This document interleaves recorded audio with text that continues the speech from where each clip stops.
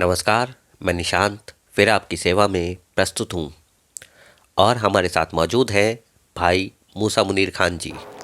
साहब, मेरा नाम मूसा मुनीर खान है। मैं एक तालिब इल्म हूँ, एक राष्ट्रीय खिलाड़ी हूँ और मेरे बुज़ुर्गों का ताल्लुक़ ज़िला बुलंदशहर की एक तत्कालीन रियासत खानपुर से है। भाई मूसा मुनीर खान जी का ताल्लुक़ उत्तर प्रदेश की एक तत्कालीन रियासत खानपुर से है। उन्हीं से जानते हैं कि इसकी शुरुआत कहाँ से होती है। इसका सफ़र शुरू होता है शेख ईसा खां अफ़गान। शेख ईसा खां अफ़गान जो अपने कबीले के सरदार और घोड़ों के तिजारती थे, दौरे जहांगीर में हिंदुस्तान आते हैं, जिनका सफ़र पेशावर के गांव गिदरे कली से शुरू होता है और गंगा के किनारे अव्वल गांव बाराबस्ती की बुनियाद रखते हैं, जिसे आज हम बसी बांगर के नाम से जानते हैं। शेख ईसा खां के बड़े बेटे शेख रुकनुद्दीन अफ़गान, जो बादशाह जहांगीर के बहुत ही करीबी थे, जो मनसबदार के ओहदे पर फायज रहे, जिन्हें बादशाह जहांगीर ने गुजरात का परगना और पेशावर की जागीर भी अता करी थी। बाद में बादशाह जहांगीर ने उन्हें शेर खान के लक़ब से नवाजा था। उनकी वफ़ात के बाद बादशाह जहांगीर ने वो मनसब और वो जागीर उनके छोटे भाई को अता करी। उसके बाद उनके छोटे भाई शेख अल्लो अफ़गान वहाँ से हिजरत कर दूसरे गांव जाते हैं और उसका नाम अपने नाम के ऊपर खानपुर रखते हैं। वहाँ से तारीखी सफ़र शुरू होता है रियासत खानपुर का। शेख अल्लू अफ़गान जी की कब्र आज भी खानपुर में मौजूद है। रियासत खानपुर जो बहुत वक्फे तक बाराबस्ती के गांवों का हेडक्वार्टर रहा, मुख्यालय रहा। 1840 तक एक कस्टमरी प्रैक्टिस थी, एक रिवायत थी कि कार्तिक गढ़गंगा मेला, जिसे आज हम गढ़गंगा के नाम से जानते हैं, वहां पर कुचेसर, दो ताल्लुकदार कुचेसर और खानपुर अपनी फौजें भेजा करते थे, जहां पर अकीदत रखने वाले श्रद्धालु आए और वो मेला जहां पर दूर दूर से लोग आए हैं, वो एक अमन चैन और एक अपने सही अंजाम तक पहुंच सके। खानपुर रियासत की सन 1857 की क्रांति में काफ़ी अहम भूमिका रही थी। उसके बारे में भाई मूसा मुनीर जी से जानते हैं। अब वक्त आता है 1857। हम अक्सर मेरठ की बात करते हैं, लेकिन हम बुलंदशहर का इतिहास भूल जाते हैं। बुलंदशहर सबसे बड़ा एपिसेंटर रहा, सबसे बड़ा गढ़ रहा 1857 का। 1857 एक ऐसी जंग थी जिसकी मुहिम बहुत पहले से चल रही थी, जिसमें कोडिफाइड लेटर्स चलते थे, पेड़ों की छाल छीली जाती थी और अंग्रेज ये परेशान होता था कि एक एक खत कई सौ मील कैसे चला जाता है। बुलंदशहर के अंदर एक जगह है मालागढ़, जहां पर एक साहब होते थे वलीदात खां साहब, जो बहादुर शाह जफर के बहुत ही करीबी थे। वो यूं क्योंकि his niece was married to prince Mirza Jawan Bakht, यानी कि बहादुर शाह जफर की इकलौते बेटे से उनकी भांजी या भतीजी की शादी हो गई थी। इसलिए इस दुआब के खत्ते की सनद बहादुर शाह जफर ने उन्हें अता करी थी। जब बहादुर शाह जफर से वो सनद लेकर दुआब आते हैं, तो यहाँ के ताल्लुकदारों और यहाँ के क्रांतिकारियों को हमवार करते हैं, जिसमें रियासत खानपुर एक ऐसी जागीर, एक ऐसी स्टेट रही जिसने रिवोल्ट करा और वहीं पर ही राव उमराव सिंह भाटी, दादरी के रोशन सिंह भाटी, परिषदगढ़ के नैन सिंह और रोहिलखंड के खान बहादुर खान रोहिला, इन सब ने मिलकर एक जंग लड़ी। इसमें 3 लोग थे। पहले आजम खां साहब, जिन्हें नवाब वलीदात खां साहब ने खुर्जे की जिम्मेदारी दी थी। आजम खां साहब ने का काम था वहां दिल्ली तक मालो गनीमत पहुंचाना, और जब वो रोहिलखंड जा रहे थे, जब ही एक थाना प्रभारी ने उन्हें गंगा पार करते समय पकड़ लिया। बाद में आजम खां साहब के ऊपर मिलिट्री कमीशन के थ्रू एग्जीक्यूट करा गया और उन्हें फांसी दे दी गई। ये भी बड़ी एक तारीखी बात है कि पहले अंग्रेज बहुत कम लोगों के ऊपर मुकदमा बाद में फांसी दिया करता था, तो आजम खां साहब के ऊपर मिलिट्री कमीशन के बाद फांसी दी गई। उनके बेटे हाजी मुनीर खां साहब, जो कि was the main revolutionaries commander of Bulandshahr, उन्होंने दूसरी जंग गुलावटी के अंदर एक जंग लड़ी और जिसमें वो बुरी तरह जख्मी हो गए। उनके साथ दूसरे इस्माइल खां साहब थे, जो कि मुनीर खां साहब की साथ पेश रहे। बाद में हाजी मुनीर खान साहब ने नवाब वलीदाद खान साहब के साथ गंगा पार करी और वो रोहिलखंड चले गए, जहाँ पर वो खान बहादुर खान, जो कि हाफिज रहमत खान साहब के पोते होते हैं, उनके साथ कई जंगों में शमूलियत इख्तियार करी। बाद में वो लड़ते लड़ते शहीद हुए और अपनी अंतिम सांसों तक लड़ते रहे। आजम खान साहब के भतीजे अब्दुल लतीफ़ खान साहब वो कुछ अलग तरीके से लड़े। अब्दुल लतीफ़ खान साहब ने वहाँ के विद्रोहियों को पनाह दी, जिसमें 12 बस्ती के पठान जो बहुत शमूलियत इख्तियार कर रहे थे, सिकंदराबाद के अहमद सिंह गुजर, नवल सिंह गुजर और जो क्रांतिकारी आते थे उन्हें वो पनाह देते थे।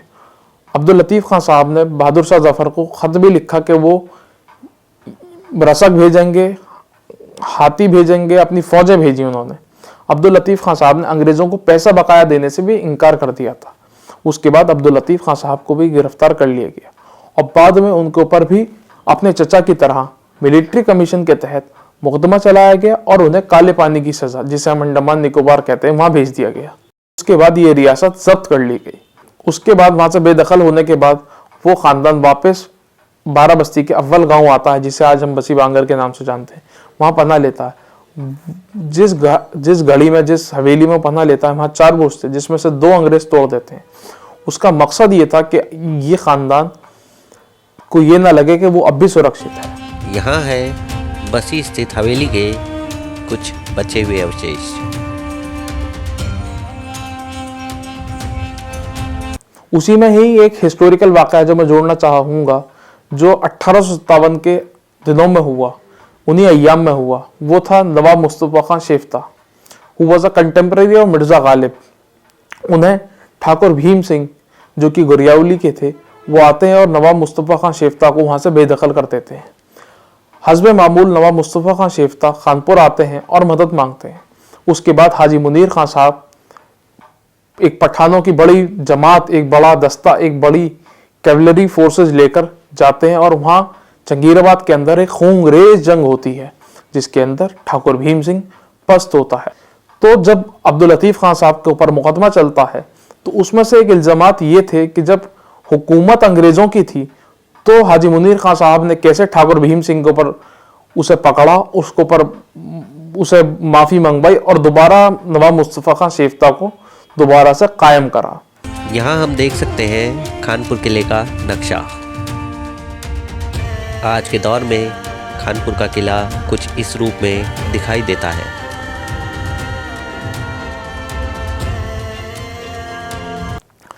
दूसरी तारीखी अहमियत की बात यह कि हाजी मुनीर खान सिर्फ ये नहीं कि वो एक नाज़ो-नैन में पले बढ़े थे और एक उनका ताल्लुक़ एक बड़ी रियासत से था। हाजी मुनीर खान साहब थाना भवन जाते हैं और हाजी इमदादुल्लाह मुहाजिर मक्की रहमतुल्लाह अलैह से मिलते हैं।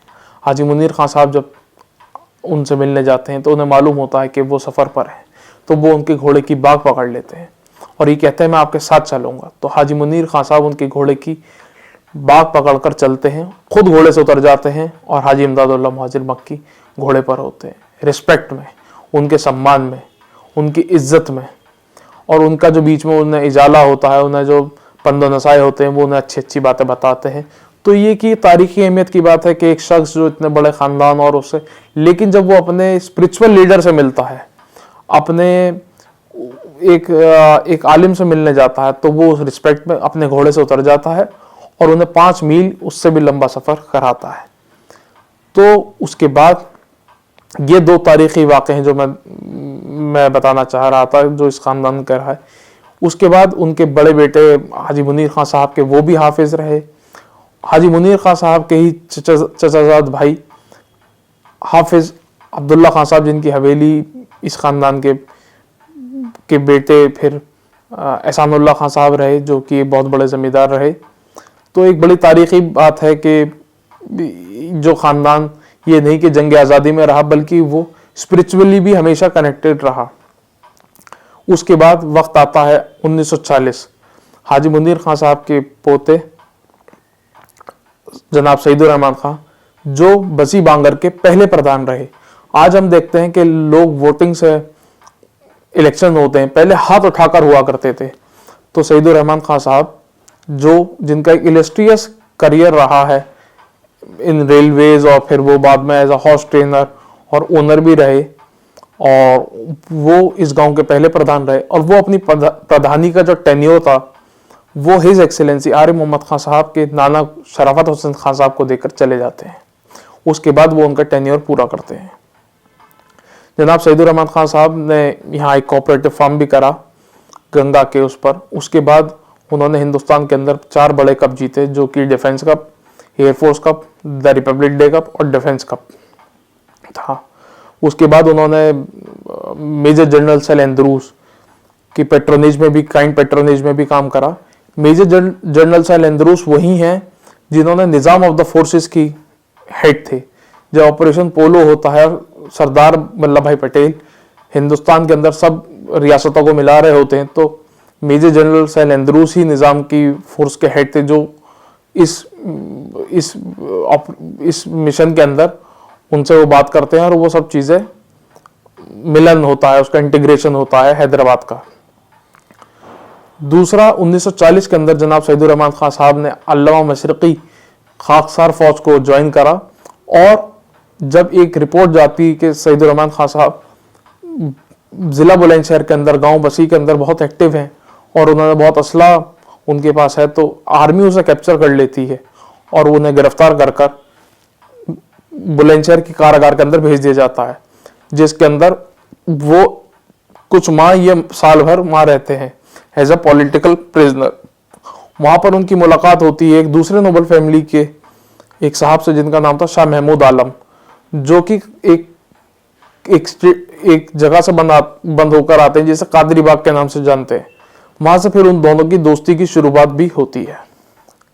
उसके बाद जनाब सईदुर रहमान खान साहब के बड़े बेटे यानी कि मेरे चाचा, जिन्होंने 65 और 71 की जंग में पार्टिसिपेट करा, तो एक तारीखी उसकी बात है कि ज़िला बुलंदशहर के अंदर एक ऐसा भी ख़ानदान रहा है जिसने जब भी वतन की ज़रूरत पड़ी है तो वो हमेशा पेश रहा है।